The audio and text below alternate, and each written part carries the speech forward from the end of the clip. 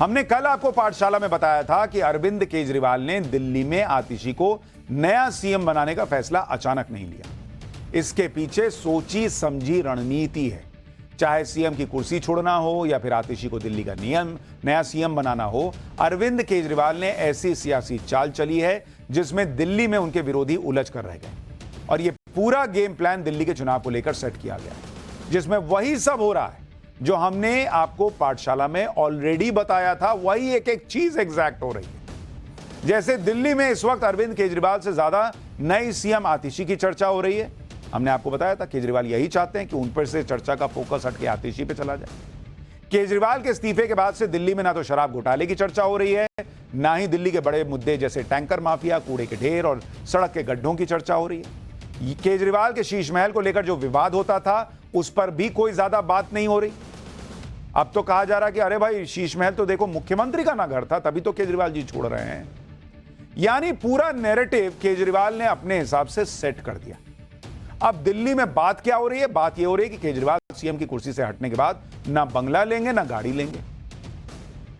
यानी जो हमने आपको पाठशाला में बताया, एग्जैक्टली जो हमने डिकोड किया केजरीवाल की पॉलिटिक्स को, एग्जैक्टली वही होता दिख रहा है। केजरीवाल यही चाहते होंगे कि इसी पर ज्यादा बात हो, क्योंकि केजरीवाल की पहचान इसी तरह की इमेज से बनी थी कि वो ऐसे नेता हैं जिन्हें ना सरकारी बंगला चाहिए, ना सरकारी सुविधाएं, ना सरकारी गाड़ी, कुछ नहीं। वो तो आम आदमी है और आम आदमी के नेता हैं। अब ऐसा दिख रहा है कि सीएम की कुर्सी छोड़ने के बाद अरविंद केजरीवाल अपने पुराने स्टाइल में लौटना चाहते हैं, क्योंकि आपने ध्यान दिया होगा कि 2-3 दिन से केजरीवाल कुछ बोल भी नहीं रहे। और कल उन्होंने जब सीएम पद से इस्तीफा दिया तो आज संजय सिंह ने सामने आकर कहा कि केजरीवाल सीएम की सारी सुविधाएं छोड़ देंगे, कुछ हफ्ते के अंदर शीश महल भी खाली कर देंगे।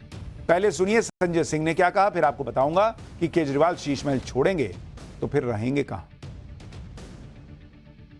उन्होंने तय किया है कि मुख्यमंत्री के रूप में उनको मिलने वाली सुविधाओं को वो त्याग देंगे और अपना आवास, जो मुख्यमंत्री आवास है, वो कुछ हफ्तों के अंदर वो खाली कर देंगे। तो उनकी सुरक्षा की भी चिंता है, लेकिन इसको लेके केजरीवाल जी का कहना है कि ईश्वर उनकी रक्षा करेगा, भगवान उनकी रक्षा करेगा। और जेल में भी थे तो खूंखार अपराधियों के बीच में थे, वहां से बच के निकले हैं ईश्वर के आशीर्वाद से, लोगों के आशीर्वाद से।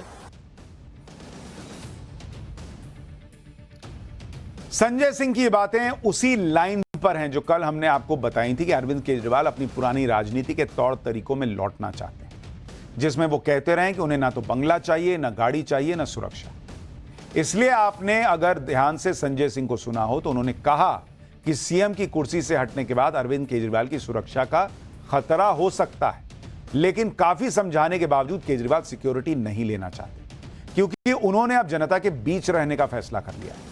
हालांकि फिलहाल केजरीवाल की सिक्योरिटी की बात करें तो बतौर सीएम अरविंद केजरीवाल को अभी Z+ सिक्योरिटी मिली हुई, जिसके तहत शिफ्ट में करीब 40 सुरक्षाकर्मी उनकी सुरक्षा में तैनात रहते हैं।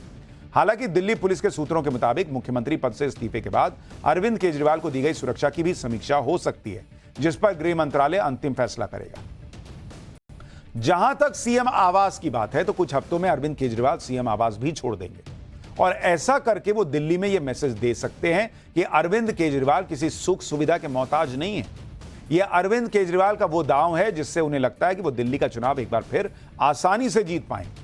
भाई, पब्लिक को लगेगा कि जो अरविंद केजरीवाल पहले कहते थे कि मैं बंगला गाड़ी नहीं लूंगा, वही अरविंद केजरीवाल उनको दोबारा दिखने लगे हैं। जिस शीश महल में वो रहते थे वो शीश महल त्याग दिया, पब्लिक के बीच आ गए। तो पॉलिटिक्स में सेंटिमेंट, इमोशन, कनेक्ट बड़ी इंपॉर्टेंट चीज है और केजरीवाल इस बात को समझते हुए ही अपनी पॉलिटिक्स को यहां तक लेकर आए। यह दांव कितना काम आएगा इस पर तो अभी कुछ नहीं कहा जा सकता, लेकिन अरविंद केजरीवाल के फैसलों से यह साफ संकेत मिल रहा है कि यही उनका नया चुनावी प्लान है, जो उनके इस्तीफे के साथ फुल एक्टिव हो चुका है। क्योंकि जहां तक सीएम आवास छोड़ने की बात है तो नियमों के मुताबिक भी केजरीवाल को सीएम आवास 1 महीने में खाली करना ही होता। अब वो सीएम आवास छोड़कर सबको यह दिखा सकेंगे कि वो एक तरह से सीएम आवास का त्याग कर रहे हैं। भाई, जब उन्होंने रिजाइन किया तो सीएम घर के आवास में थोड़ी रह सकते हैं, लेकिन उन्होंने उसको छोड़ना पड़ेगा, इस बात को बनाया, सीएम आवास उन्होंने त्याग दिया। फिर भले ही चुनाव जीतने के बाद सीएम उन्हें बनना हो और वो ही फिर से सीएम आवास में जाएं, लेकिन अभी तो यही दिखेगा कि केजरीवाल ने सीएम आवास छोड़ दिया और सारी सुविधाएं छोड़ दी। क्योंकि अरविंद केजरीवाल अब सिर्फ विधायक रह गए। ऐसे में उन्हें बतौर विधायक मिलने वाली सरकारी सुविधाएं ही मिल पाएंगी। वो नई दिल्ली विधानसभा सीट से विधायक हैं, लेकिन पूर्व मुख्यमंत्री को सरकारी आवास अलॉट करने का प्रावधान नहीं है। इसलिए इसका चांस कम है कि अरविंद केजरीवाल को दिल्ली में सरकारी आवास मिलेगा। ऐसे में उन्हें अपना ठिकाना खुद ही तलाशना होगा। 2020 के विधानसभा चुनाव में दिए एफिडेविट के मुताबिक अरविंद केजरीवाल के पास अपना कोई घर नहीं है। ऐसे में सवाल उठ रहा है कि क्या केजरीवाल अब किराए के मकान में रहेंगे। हालांकि सूत्रों का कहना है कि नेशनल पार्टी का अध्यक्ष होने के नाते उन्हें सरकारी घर मिल सकता है, लेकिन सवाल यह भी है कि क्या वो सरकारी घर लेंगे, क्योंकि संजय सिंह ने कहा कि अरविंद केजरीवाल जनता के बीच रहेंगे। चर्चा यह भी हो रही है कि केजरीवाल सेंट्रल दिल्ली में अपना नया ठिकाना तलाश रहे हैं। अरविंद केजरीवाल को शायद यह लग रहा है कि ऐसा करके उन्हें सिंपैथी मिलेगी और इससे चुनावों में फायदा हो सकता है। इसके अलावा केजरीवाल अगर यह सब करते दिखेंगे तो बीजेपी के हमलों की धार भी कम हो जाएगी। इसलिए संजय सिंह ने आज केजरीवाल पर लगे आरोपों को बीजेपी का किया धरा बताया। संजय सिंह की यह बात भी सुनिए, फिर आपको बताऊंगा गाड़ी बंगला छोड़ने वाली बात पर बीजेपी ने अरविंद केजरीवाल पर क्या हमला किया। आपने देखा होगा पिछले 2 साल से लगातार भारतीय जनता पार्टी अरविंद केजरीवाल को बदनाम करने की कोशिश कर रही है। भ्रष्टाचार के झूठे आरोप उनके खिलाफ खड़े किए गए, बेबुनियाद निराधार जिसमें 1 रुपए का सबूत नहीं मिला, ऐसे आरोप उनके ऊपर लगाए गए। बीजेपी वालों ने उनको भ्रष्टाचारी कहा, उनकी ईमानदारी पर सवाल उठाया।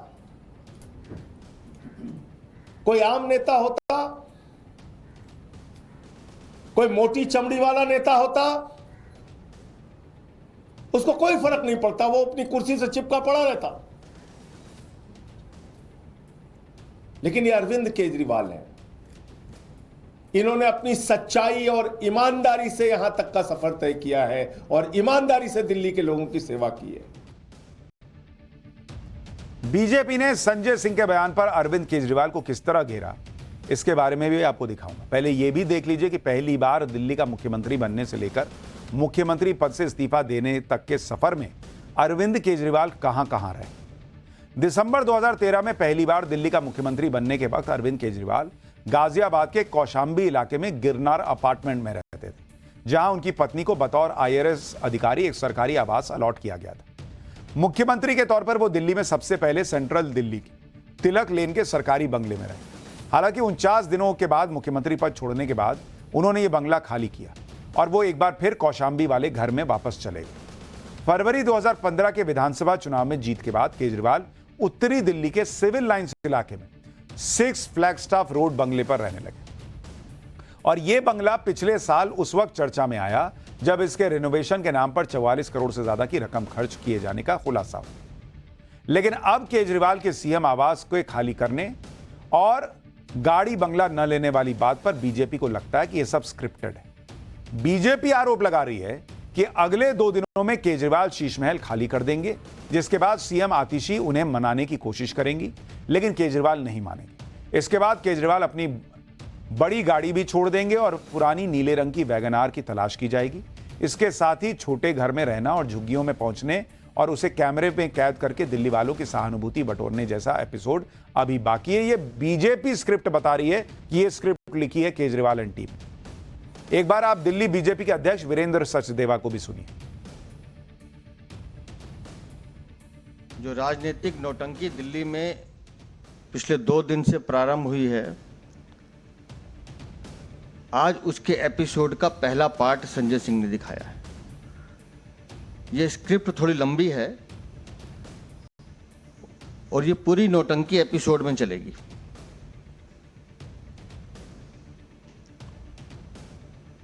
आज उन्होंने कहा कि हमारे भ्रष्टाचारी मुख्यमंत्री कुछ दिनों में अपना मुख्यमंत्री आवास खाली कर देंगे। दिल्ली के भ्रष्टाचारी मुख्यमंत्री अपना शीश महल खाली करने की नौटंकी करेंगे, 2 दिन में करेंगे। फिर उनके द्वारा नामित मुख्यमंत्री, जो खुद कह रही हैं कि मैं मुख्यमंत्री नहीं हूं, वो उनको मनाने का प्रयास करेगी।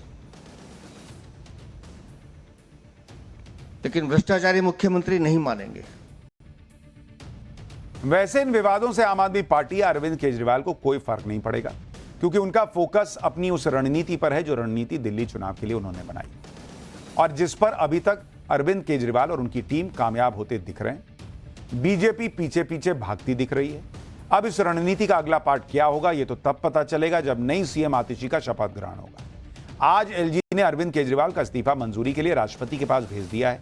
इसके साथ ही नई मुख्यमंत्री आतिशी को शपथ ग्रहण के लिए 21 सितंबर की तारीख का प्रस्ताव भेजा गया कि भाई आप इस दिन मुख्यमंत्री पद की शपथ ले लीजिए। यानी अब यह पूरा जो दिल्ली का चुनाव है यह खुल चुका है और अरविंद केजरीवाल बैकफुट पर खेलने के बजाय फ्रंट फुट पर खेलने का प्रयास करते दिख रहे हैं।